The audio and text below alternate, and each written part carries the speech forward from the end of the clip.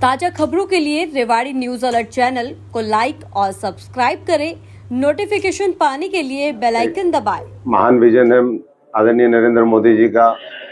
एक देश को अखंड और देश को मजबूत करने वाली विचारधारा है, अच्छी नीतियां हैं। ऐतिहासिक वोट के मार्जिन से हरियाणा की 10 की 10 सीटें जीतेंगे और सिरसा भी उसमें टॉप सीट्स में होगी। वो तो जो है केवल और केवल षड्यंत्र करके सत्ता पे काबिज होना चाहते हैं, जो मैं समझता हूँ कि षड्यंत्रों से कुछ नहीं होता। मेहनत करनी पड़ती है, संघर्ष करना पड़ता है।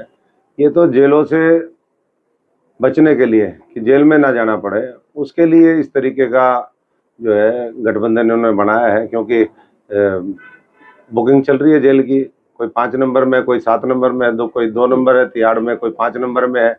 और मोदी जी ने कहा है कि आने वाले समय में भ्रष्टाचार को खत्म करने के लिए और मुहिम हम तेज करेंगे 2024 के बाद। ये चाहिए। अब जब हार दिख रही है, जमानतें जब होती दिख रही हैं, तो मैं समझता हूँ कि मैदान छोड़ करके सारे ही लोगों ने मना कर दिया। जो भी इनके कुर्सी के काटे हुए लोग हैं, उन्होंने सबने पहले ही मना कर चुके हैं।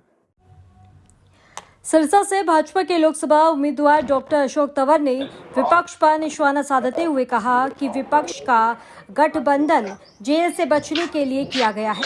उन्होंने कहा है कि प्रधानमंत्री नरेंद्र मोदी ने ये कहा है कि 2024 के चुनाव के बाद भ्रष्टाचारियों के खिलाफ और भी मुहिम तेज की जाएगी।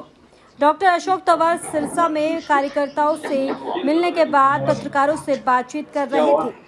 वहीं डॉक्टर अशोक तंवर ने कांग्रेस पर भी जमकर निशाना साधा। वहीं अशोक तंवर ने कहा कि कल पूर्व मुख्यमंत्री मनोहर लाल सिरसा आएंगे।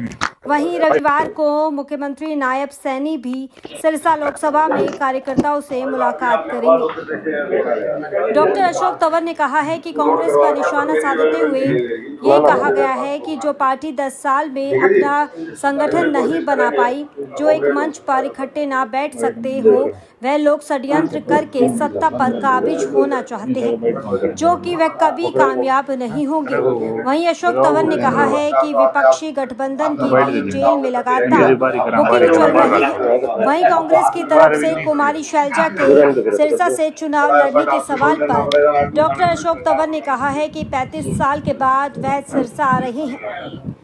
मुझे नहीं लगता कांग्रेसियों में इतनी हिम्मत है कि वह चुनाव मैदान में आए। जो भी कांग्रेस के नेता है, वह हार के डर से चुनाव लड़ने से बच रहे हैं। 10 तारीख की रैली आगे 3 बजे की मनोहर लाल जी आएंगे।